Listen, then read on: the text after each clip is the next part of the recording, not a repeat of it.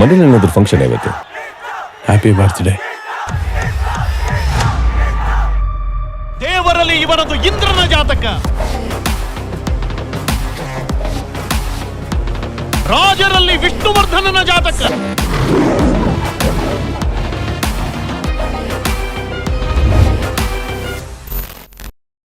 ರಸಿಕತೆಯಲ್ಲಿ ಮನ್ಮಥನ ಜಾತಕ.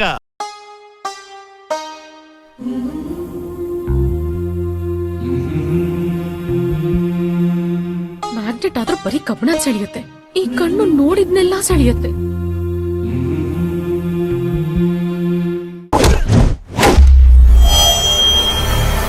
ಒಟ್ಟಿನಲ್ಲಿ ಇವನು ಇಡೀ ರಾಜ್ಯವನ್ನೇ ಆಳ್ತಾನೆ.